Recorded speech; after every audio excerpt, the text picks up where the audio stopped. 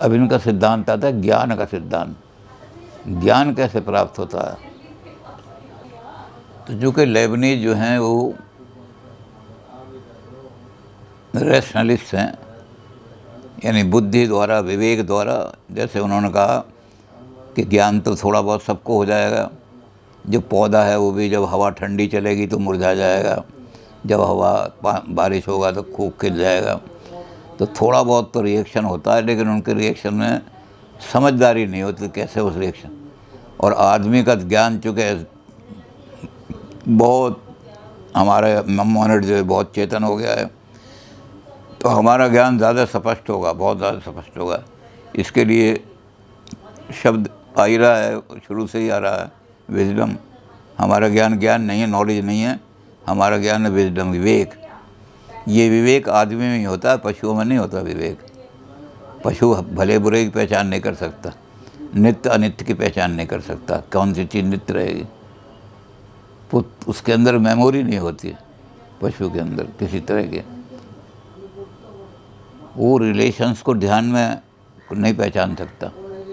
और मनुष्य में ये सारा जो विवेक होता है, तो मनुष्य रिलेशन को भी जानता है। अब मान लीजिए मैं और एक आदमी मेरे साथ यहाँ खड़ा हुआ है, जो अनुभववादी हैं, जो चीज़ों को कहते हैं कि हमारा अनुभव ही ज्ञान देगा, तो वो कैसे बताएंगे कि हम दोनों भाई भाई हैं, हम दोनों मित्र मित्र हैं, या ऐसे ही बाज़ार से आते थे हम दोनों मिल गए? क्या रिश्ता है हमारा? रिलेशन को देख ही नहीं सकते हो। संसार के अंदर रिलेशंस हैं और इंटरनल रिलेशन है। इंटरनल रिलेशन का मतलब होता है कि ज़रा सा भी संसार के अंदर परिवर्तन हो तो सारी चीज़ें बदल जाएंगी। रिलेशन आदमी के इंटरनल हैं।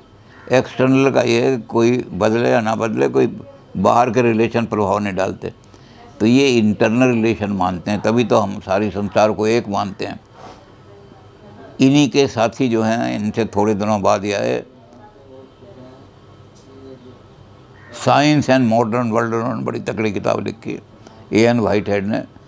और उन्होंने भी यही लेबनीज का सिद्धांत लिया कि सारे विश्व के अंदर इतना ऐसा रिलेशन है, इंटरनल रिलेशन ऐसा है कि ज़रा सी चीज़ भी हिलेगी संसार में तो सारा संसार का रूप ही बदल जाएगा। उन्होंने कहा अगर चाँद पे कोई बैठा हुआ आदमी है और वो सारे विश्व में ऐसी किरणें फैला दे चाँद से कि जो रंगीन किरणें हों, तो हर आदमी को रंगीन दिखाई देने लगे। ज़रा सा परिवर्तन हुआ चाँद पे और असर उसका यहाँ दुनिया की हर चीज़ पे पड़ जाएगा। तो एक एक चीज़ को उन्होंने किया। लेबनीज भी यही कहते हैं कि इन रिलेशंस को कौन समझेगा? ये जो रिलेशन है इनको हमारी इंद्रियां नहीं समझ सकते।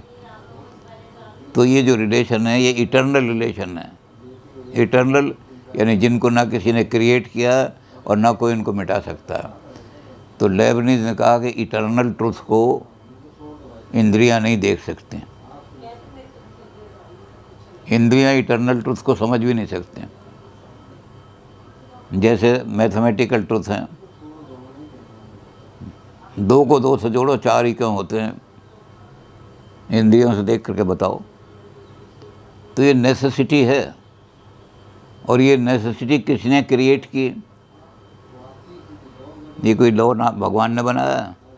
अगर भगवान बनाएगा तो भगवान चेंज भी कर देगा। जो भगवान को मानने वाले हैं, पूजा पाठ करने वाले हैं, वो कह देंगे भैया अगर मैंने किसी से कोई चीज़ लेनी है तो 2 और 2 5, और मैंने किसी को कोई चीज़ देनी है तो 2 और 2 3। तो भगवान भी नहीं चेंज कर सकता इस नियम को, चाहे कुछ भी हो। तो ये इटर्नल ट्रूथ को कौन जानेगा? ट्रायंगल के तीनों एंगल मिलकर के 180 होते हैं। ये इटर्नल ट्रूथ, जो आदमी थोड़ा बहुत भी स्पेस को जानता है, वो स्पेस को जानने वाला तुरंत ये कह देगा। तो ये इटर्नल ट्रूथ कहाँ से आती हैं? तो उन्होंने कहा ये इटर्नल ट्रूथ उस चीज़ से आएंगे जो स्वयं भी परफेक्ट हो। परफेक्ट ज्ञान, इटर्नल ज्ञान वहाँ से आएगा जिसके अंदर इटर्नल शक्ति हो और जो परफेक्ट हो। तो उन्होंने कहा कि बाहर की इंद्रियां ऐसा नहीं हो सकती। बाहर की इंद्रियां तो बड़ा कंफ्यूज ज्ञान देती हैं, जो सारा बाहर के वातावरण से प्रभावित होता है। स्पेस से भी प्रभावित होता है, टाइम से भी प्रभावित होता है। एक स्त्री बड़ी अच्छी साड़ी पहने आ रही थी दिन में, और वो बड़ी अट्रैक्टिव साड़ी लगती थी। जब रात को अंधेरा हुआ तो साड़ी काली काली लगने लगी। भाई क्या हो गया साड़ी को? उन्होंने कहा बाहर के वातावरण से प्रभावित हो गई है, क्योंकि इस चीज़ को हम इंद्रियों के द्वारा देखना चाहते थे, तो इंद्रियों पर तो टाइम का भी असर पड़ता है, स्पेस का भी असर पड़ता है। एक और आदमी था, वो दूर से देख रहा था, कहता है ये तस्वीर बड़ी फीकी फीकी सी लग रही है, बड़ा कुछ। तो उन्होंने कहा आगे जाके देख। उस आगे गया तो कहा अरे बड़े, तो बड़ा अच्छा रंग है, भगवान कृष्ण का रंग कितना सुंदर है, मुझे तो दूर से दिखाई नहीं दे रहा था।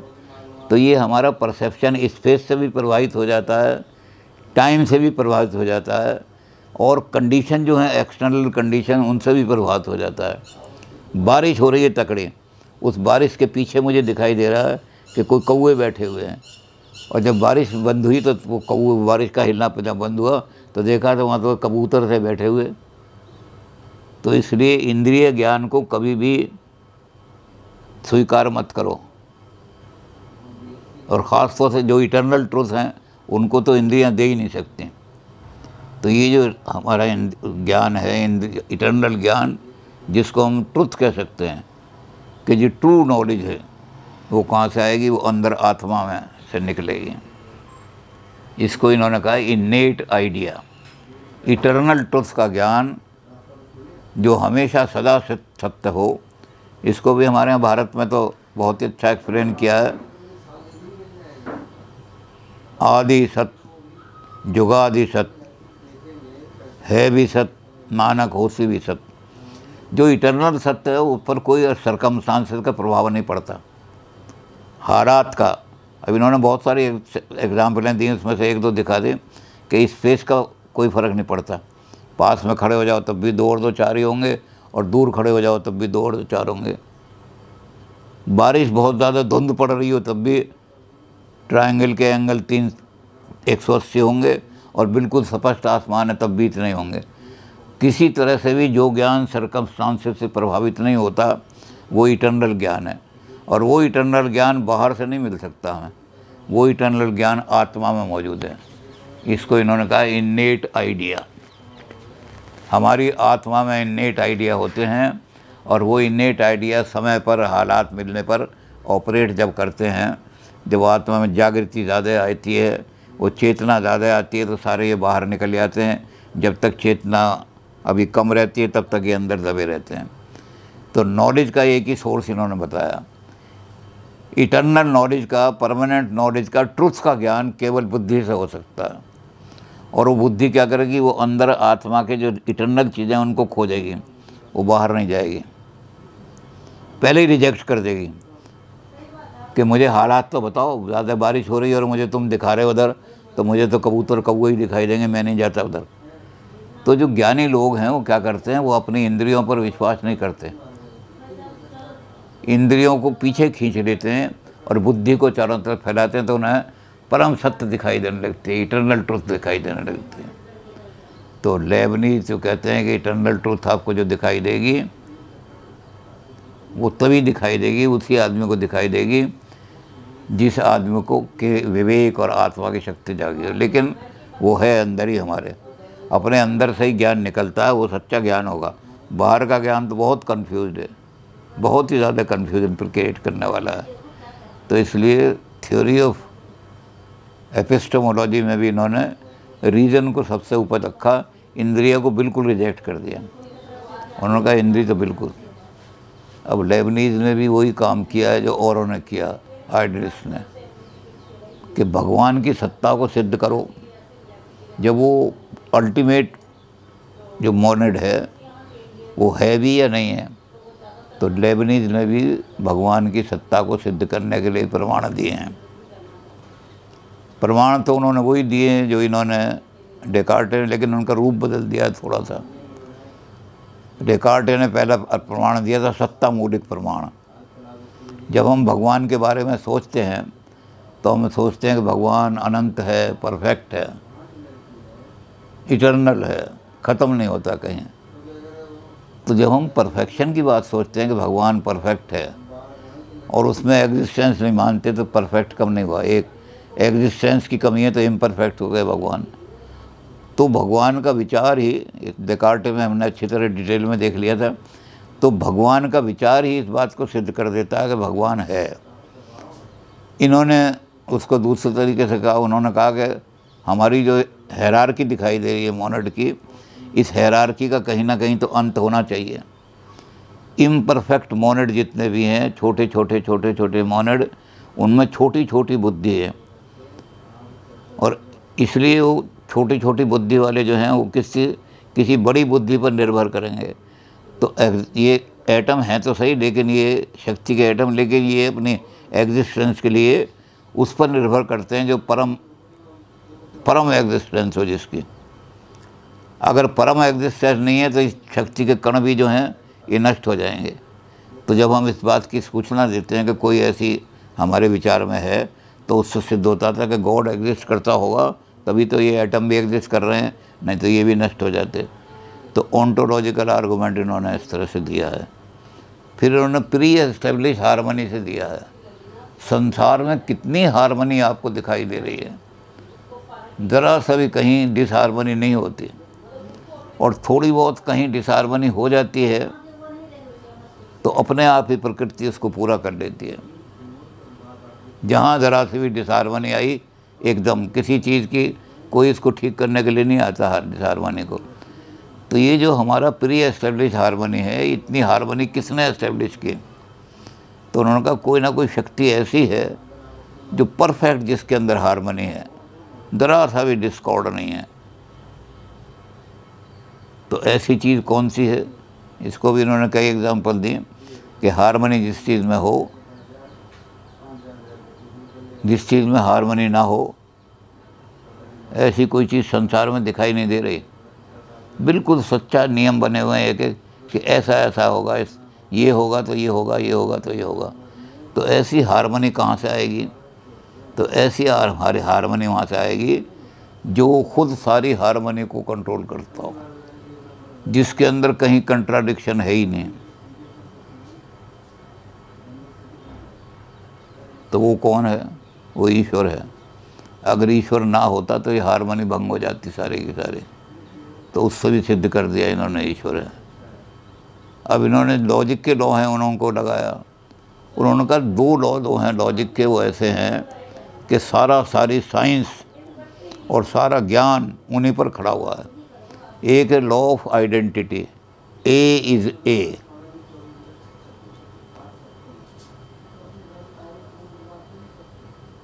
इसको कोई कंट्राडिक्ट नहीं कर सकता। जो हम ईश्वर की चर्चा करते हैं कि ईश्वर अनंत है, ईश्वर अटर्नल है, ईश्वर अनादि है, ईश्वर सर्वज्ञ है, सारी दुनिया को जानता है, तो इसको कंट्राडिक्ट करने वाली कोई चीज़ आज तक दुनिया में नहीं आई। ईश्वर को कौन कंट्राडिक्ट? ईश्वर अनंत है, कोई दूसरी चीज़ लाओ, कौन सी चीज़ है जो ईश्वर को शांत बना रही है? हमारे जो शांत सारे हैं, उन शांत के अंदर हारमोनी इन्होंने इतने कर दी। जो शांत चीज़ हैं, जो छोटी छोटी लिमिटेड चीज़ हैं, उनकी हारमोनी को इन्होंने कर दिया सारा का सारा हारमोनी है। तो इस हारमोनी को ये शांत चीज़ें क्रिएट नहीं कर सकते, ये तो आपस में टकरा के ही मर जाएंगे। तो शांत कभी भी अनंत को क्रिएट नहीं कर सकता। तो और कोई चीज़ बताओ जो ईश्वर को कॉन्ट्राडिक्ट कर रही हो? ईश्वर है। और दूसरा लॉ है लॉ ऑफ कॉन्ट्राडिक्शन। एरिस्टोटल ने यही दो लॉ रखे थे ना। तीसरा उस लॉ ऑफ कॉन्ट्राडिक्शन का ही दूसरा रूप कर दिया था कि A can not be B and not B at the same time. तो क्या ईश्वर कोई ऐसी चीज़ है कि वो बी हो लेकिन नॉट भी उसके साथ मिला हुआ हो? तो ऐसी चीज़ हमें सारे ब्रह्मांड में सोचा तभी दिखाई नहीं देगी। इसका मतलब law of contradiction logical ground जो है हमारी, उनको भी हमारे नॉलेज का जो अंत है उनको भी हम कहेंगे कि इससे सिद्ध होता है कि ईश्वर है। तो लॉ ऑफ कंटिन्यूटी भी, ऑन्टोलॉजिकल प्रूफ भी, कि भगवान का ध्यान ही इस बात को सिद्ध कर देता है कि भगवान है। क्योंकि ये ध्यान हमारी आत्मा में कहाँ से आया कि ईश्वर परफेक्ट है, ईश्वर अनंत है? ये ध्यान कहाँ से आया? ये कहीं ध्यान ऐसी जगह से आ सकता हो इसका कारण कोई ऐसा चीज़ हो सकती है इस आइडिया का, जो आइडिया अनंत हो, जो चीज़ अनंत हो वही ऐसा हमारे अंदर आइडिया पैदा कर सकती है। तो जब हमारे अंदर ईश्वर के अनंत होने का है तो कोई ऐसी चीज़ मौजूद है जो हमारे अंदर ये आइडिया पैदा कर रही है, वो अनंत है, इटर्नल है, तभी ये आइडिया हमारे मन में आया, नहीं तो आता ही नहीं आइडिया। तो इस तरह से इन्होंने वही आर्गूमेंट जो पुराने लोगों ने दिए थे, अब इसमें पर ये नया आर्गूमेंट तो इन्होंने वही दिया जो प्री एस्टेब्लिश हारमोनी का। जब ये पैदा हुई थी सारी दुनिया, तब दुनिया में इस पैदा करने में ऐसी हारमोनी एस्टेब्लिश कर दी कि ये चीज़ होगी तो इसके साथ ये चीज़ होगी, एक दूसरे का वो कारण नहीं है, वो दोनों श्रृंखलाएँ चल रही हैं ऐसी, उस श्रृंखला में आपस में हारमोनी रहती है। जैसे उन्होंने उदाहरण दिया कि 1000 घड़ियाँ एक आदमी ने बनाई हैं तो 6 बजे 6 ही बजाएंगी सारी की सारी घड़ियाँ। तो इस तरह से हम अब लेबनीज़ की थोड़ी सी एथिक्स रह गई, तो चलो वो देख लेंगे एथिक्स क्या है, क्योंकि हमने एथिकल भी कुछ देखना है। तो लेबनीज़ ने हर जगह प्री एस्टेब्लिश हारमोनी देखो, संसार के अंदर हारमोनी देखो। जो आदमी प्री एस्टेब्लिश हारमोनी को मानेगा और ईश्वर को मान लेगा कि उसका एस्टेब्लिश करने वाला है, तो उसे हर जगह वही हारमोनी दिखाई देगी। अब चाहे इसको आप स्पाइनोजा वाला गॉड कह दें और चाहे इसको साइकिक कह दें, कुछ भी हो, लेकिन हारमोनी जिसको दिखाई देगी वो चेतन तत्व वाले को दिखाई देगी। मैटर कभी हारमोनी आपस में नहीं कर सकता, मैटर में चेतना ही नहीं होती। तो इन्होंने ईश्वर के विश्वास को और पक्के चीज़ों पर आकर के रख दिया। लोगों का विश्वास इसी तरह से आत्मा की अमरता, आत्मा की चेतना, आत्मा चेतन तत्व है, आत्मा में जड़ता जो है वो हमें दिखाई देती है इस वजह से कि कहीं कहीं कुछ मोनेट जो हैं सोए हुए हैं अभी तक, इसलिए हमें ऐसा दिखाई देता है।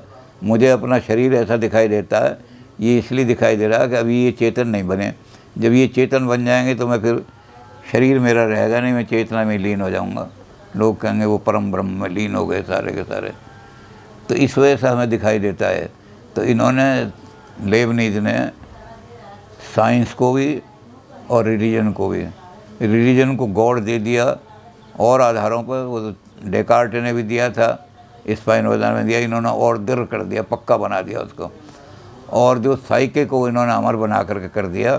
तो ये सारी, लेकिन इसके अलावा लॉ ऑफ सफिशेंट रीजन और भगवान का एक नियम जो लॉजिकली सिद्ध किया, वो दे करके इन्होंने साइंस को पक्के आधारों पर खड़ा कर दिया। साइंस वाले आज इस चीज़ को कह रहे हैं कि जो लॉ ऑफ सफिशेंट रीज़न को नहीं मानता वो साइंटिस्ट नहीं हो सकता, क्योंकि साइंटिस्ट का काम ही है कि लॉ ऑफ सफिशेंट रीज़न के हिसाब से उस रीज़न को तलाश करें। ये सारी इतनी चीज़ें कितने रेगुलरिटी के साथ हो रही हैं, इतनी रेगुलरिटी है, हम उस रेगुलरिटी को देख नहीं पाते। तो विज्ञान को भी इन्होंने पुष्टि कर दी। अब हम इनकी देखेंगे कि दुनिया में रहने के लिए एथिक्स क्या बनाई इन्होंने। तो थोड़ा सा एथिक्स बना करके और फिर इनके साथ ही रैशनलिज्म बिल्कुल ख़त्म हो जाएगा।